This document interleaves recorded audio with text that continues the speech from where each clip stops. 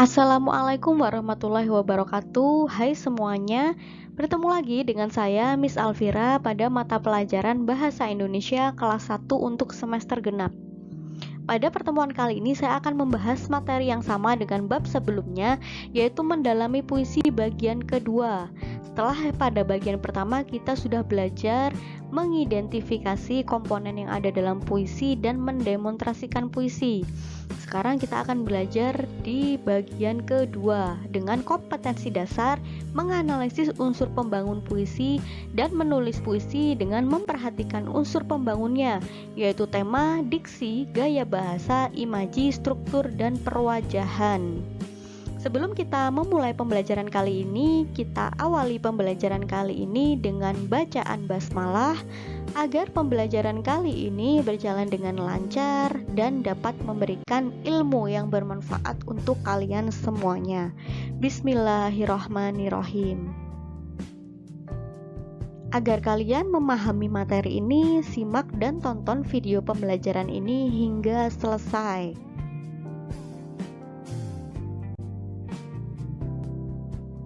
Bagian yang ketiga yaitu poin C, yaitu menganalisis unsur pembangun puisi. Yang pertama, menganalisis diksi dalam sebuah puisi. Dalam menulis puisi, penyair itu harus cermat memilih kata-kata agar dapat mewakili makna yang hendak disampaikan serta dapat menimbulkan efek estetik atau estetis atau keindahan yang diinginkan. Kata-kata yang dipilih oleh penyair berdasarkan pertimbangan dari aspek makna, efek pengucapan, serta dapat mewakili pikiran dan suasana hati si penyair. Nah, diksi ini muncul karena adanya yang pertama itu makna kias atau konotasi. Nah, coba kalian perhatikan puisi yang berjudul Aku karangan Chairil Anwar. Aku ini binatang jalan, dari kumpulannya terbuang. Luka dan bisa ku bawa berlari hingga pedih perih. Nah, di sini si penyair memakai kata aku ini binatang jalan dari kumpulannya terbuang, mengkiaskan ini. Penyair memilih kata binatang jalan itu untuk menggambarkan bahwa si aku yang ada di dalam lirik dalam puisi itu adalah seorang yang tidak bisa mengikuti aturan atau norma sosial yang berlaku. Contohnya seperti itu, makna kias atau konotasi. Selanjutnya, setelah makna kias yaitu lambang atau simbol. Dalam puisi banyak digunakan lambang, yaitu penggantian suatu benda atau suatu hal dengan benda yang lain. Ada lambang yang bersifat lokal, kedaerahan, nasional, ada juga yang bersifat universal atau berlaku untuk semua manusia. Misalkan bendera adalah lambang identitas negara dan bersalaman adalah lambang persahabatan, pertemuan, atau perpisahan. Coba kalian perhatikan puisi karangan W.S. Rendra yang berjudul Surat kepada Bunda tentang calon menantunya. Setelah kalian membaca, kalian mengamati kata kandang. Di sini ia telah meninggalkan kandang yang kau buatkan. Di sini si penyair menjadikan simbol kandang itu sebagai arti sebagai rumah atau tempat tinggal. Itu contoh dari lambang pada sebuah puisi.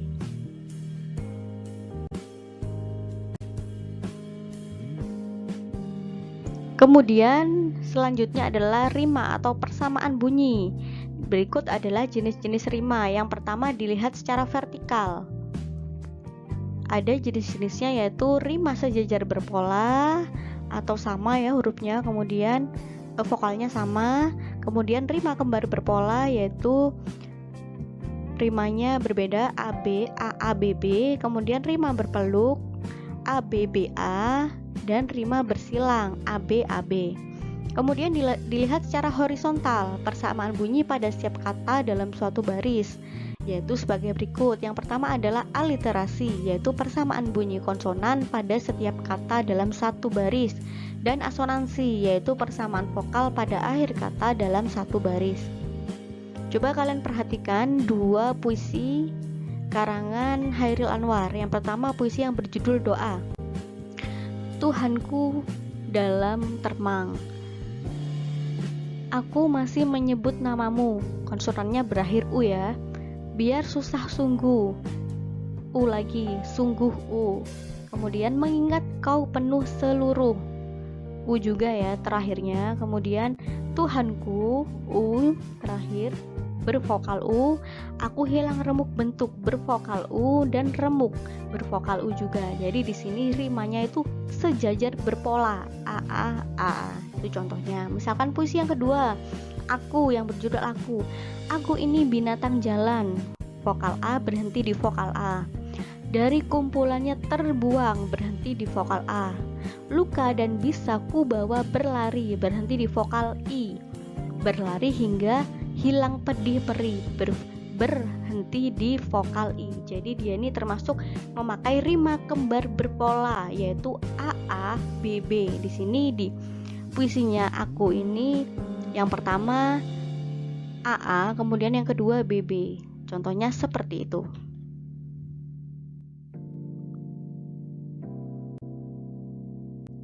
Selanjutnya adalah menjelaskan imaji dalam puisi. Apa itu imaji? Pengimajian adalah kata atau susunan yang dapat mengungkapkan pengalaman sensoris seperti penglihatan, pendengaran, dan perasaan. Terdapat hubungan erat antara diksi, pengimajinasian, dan kata konkret. Diksi yang dipilih harus menghasilkan pengimajinasian atau pengimajian sehingga menjadi kata konkret, seperti kita hayati melalui penglihatan, pendengaran, atau cita rasa. Berikut merupakan jenis-jenis imaji dalam sebuah puisi. Yang pertama adalah imaji visual, adalah pengimajian dengan mengungkapkan kata-kata yang menggambarkan seolah-olah objek yang dicitrakan itu dapat dilihat. Contohnya adalah puisi Gadis Peminta-Minta karya Toto S. Bahtiar. Setiap kita bertemu, gadis kecil berkaleng kecil, senyummu terlalu kekal untuk kenal duka. Tengadah padaku pada bulan merah jambu, tapi kotaku jadi hilang tanpa jiwa. Jadi di dalam puisi ini tuh terdapat imaji visual yang menggambarkan seolah-olah objeknya itu dapat dicitrakan atau dapat dilihat. Selanjutnya adalah imaji auditif, adalah pengimajian dengan menggunakan kata-kata ungkapan seolah-olah objek yang dicitrakan itu sungguh-sungguh dapat didengar oleh pembaca. Nah, berikut adalah contoh puisinya karangan Gunawan Muhammad berjudul Asmaradana. Ia dengar kepak sayap kelelawar, jelas ya, ia mendengar kepak sayap kelelawar dan guyur sisa hujan dari daun karena angin pada kemuning. Ia dengar, ada lagi kata kuncinya ya, ia dengar resah kuda serta langkah pedati ketika langit bersih menampakkan Bima Sakti. Jadi di sini seolah-olah ketika kita membaca puisi ini kita seolah-olah mendengar. Nah, ini dinamakan dengan imaji auditif. Yang ketiga adalah imaji taktil, adalah pengimajian dengan menggunakan kata-kata yang mampu mempengaruhi perasaan pembaca sehingga pembaca ikut terpengaruh perasaannya. Contohnya adalah puisi yang berjudul Yang Terampa dan Yang Putus karangan Hairil Anwar. Kelam dan angin lalu mempersiang diriku, menggigit juga ruang di mana dia yang kuingin. Malam tambah merasuk, rima jadi semati tugu, dan seterusnya. Jadi ketika kita membaca puisi ini kita akan terpengaruh ya perasaan kita, psikologis kita. Ini dinamakan dengan imaji taktil. Selanjutnya adalah mengidentifikasi kata-kata konkret yang ada dalam puisi. Kata konkret adalah kata yang memungkinkan munculnya imaji karena dapat ditangkap oleh indera. Ini berkaitan dengan kemampuan wujud fisik objek yang dimasuk dalam kata itu untuk membangkitkan imajinasi si pembaca. Contohnya adalah kata salju yang berwarna putih dan rasanya dingin. Bisa digunakan untuk mengkiaskan ya, mengkonotasikan, menyampaikan konotasi makna kias tentang kesucian, kehampaan, dan rasa dingin yang diibaratkan atau dikiaskan dengan salju. Contohnya seperti itu. Dengan kata konkret, pembaca itu dapat membayangkan secara jelas peristiwa atau keadaan yang dilukiskan oleh si penyair. Pengkonkretan kata ini berhubungan erat dengan pengimajinasian, pengimajian, pelambangan, dan pengiasan. Ketiga hal itu juga memanfaatkan gaya bahasa untuk memperjelas apa yang ingin dikemukakan. Contohnya kalian bisa melihat ya, contohnya dari karya W.S. Rendra, puisi dari karya W.S. Rendra yang berjudul Balada Terbunuhnya Atmo Kalopo. Di sini ketika kamu membaca, kamu akan bisa menyimpulkan kata-kata konkret yang ada dalam puisinya W.S. Rendra ini. Dengan kuku besi, kuda menebah perut bumi, bulan berkhianat gosokkan tubuhnya pada pucuk-pucuk mengepit kuat-kuat lutut penunggang perampok yang diburu. Surai bau keringat basah, jenawi pun telanjang. Di sini kalian bisa menyimpulkan kata-kata konkretnya. Misalkan kuku besi yang ada di dalam lirik puisi tersebut diartikan sebagai kaki kuda. Kemudian kulit bumi. Kata konkret kulit bumi diartikan sebagai jalan yang tidak beraspal. Penunggang perampok yang diburu diartikan sebagai Atmo Karpo, seorang perampok yang menunggang kuda. Surai bau keringat basah diartikan sebagai perjalanan yang sangat melelahkan. Kemudian jenawi diartikan sebagai samurai, pun telanjang diartikan sebagai keadaan siap berperang. Nah, jadi kalian bisa menemukan kata-kata konkret yang ada di dalam puisi.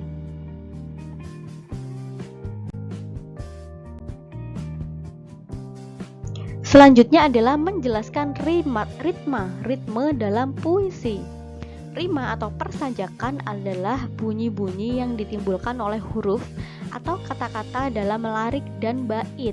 Sementara itu, irama adalah penggantian tinggi rendah, panjang pendek, dan keras lembut ucapan bunyi dalam puisi. Rima adalah salah satu unsur pembentuk irama, namun irama tidak hanya dibentuk oleh rima, baik rima maupun irama dalam menciptakan efek musikalisasi pada puisi, membuat puisi menjadi indah dan enak didengar meskipun tanpa dilagukan. Berdasarkan jenis bunyi yang diulang, ada 8 jenis rima, yaitu sebagai berikut. Yang pertama adalah rima sempurna, yaitu persamaan bunyi pada suku-suku kata terakhir. Yang kedua, rima tak sempurna, yaitu persamaan bunyi yang terdapat pada sebagian suku kata terakhir. Rima mutlak, yaitu persamaan bunyi yang terdapat pada 2 kata atau lebih secara mutlak.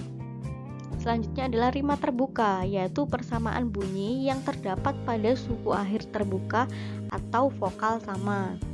Selanjutnya rima tertutup, yaitu persamaan bunyi yang terdapat pada suku kata tertutup atau konsonan.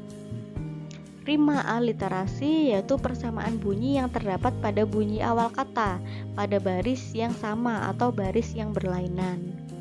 Kemudian rima asonansi, yaitu persamaan bunyi yang terdapat pada asonansi vokal tengah kata.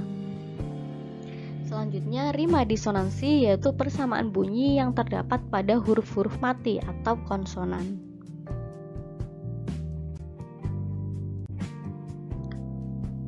Oke, baik, itulah yang bisa saya sampaikan terkait materi bab mendalami puisi sekaligus pada bagian pertama maupun bagian kedua. Sebelum mengakhiri pembelajaran kali ini, kita akhiri pembelajaran kali ini dengan bacaan hamdalah. Alhamdulillahirabbil alamin. Terima kasih. Wassalamualaikum warahmatullahi wabarakatuh.